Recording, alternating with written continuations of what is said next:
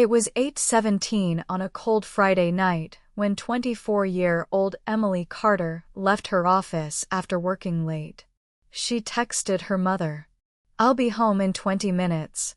That was the last message anyone ever received from her.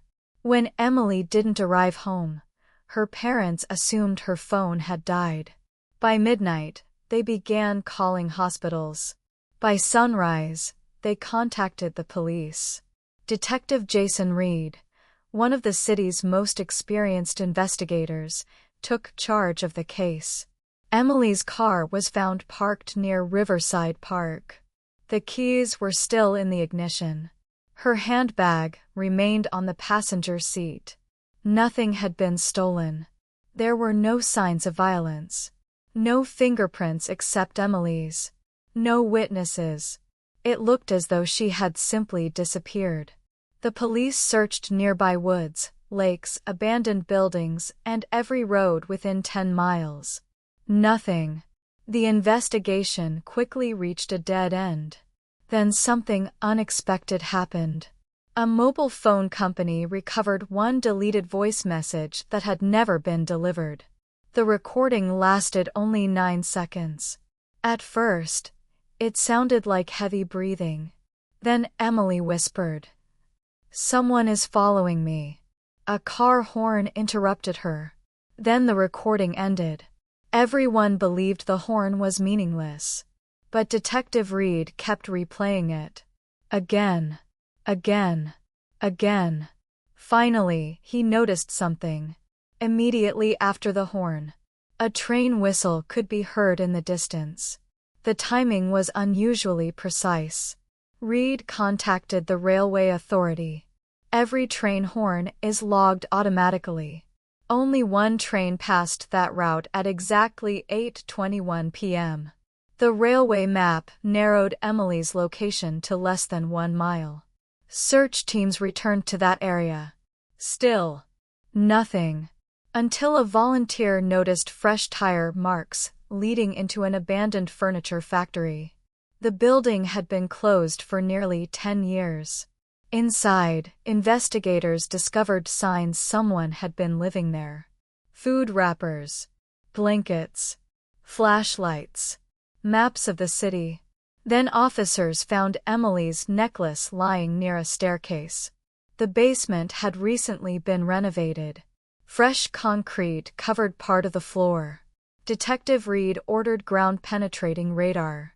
Behind a false wall, police discovered a hidden room. It was empty, but there was evidence Emily had been there only hours earlier. Someone had moved her. Investigators now believed the kidnapper was monitoring police activity.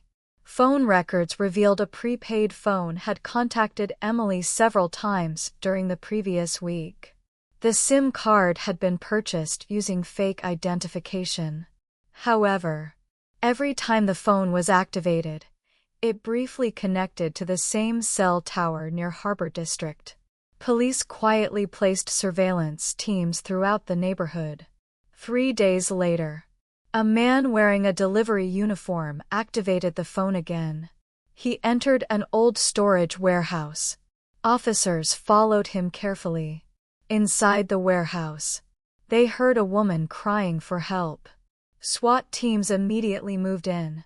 After a tense rescue operation, Emily was found locked inside a reinforced shipping container. She was dehydrated, exhausted, but alive. The kidnapper tried escaping through a rear exit. He was arrested before reaching his vehicle. His name was Mark Sullivan, a former security contractor. During questioning, police uncovered a shocking motive. Mark blamed Emily's father for exposing financial fraud years earlier. He planned the kidnapping as revenge. He intended to demand millions in ransom after moving Emily to another country. But he never expected investigators to trace a single train whistle hidden inside a 9-second voice message. During the trial, prosecutors played the recording. Jurors listened carefully. Then experts explained how the train schedule matched the exact location where Emily had been taken.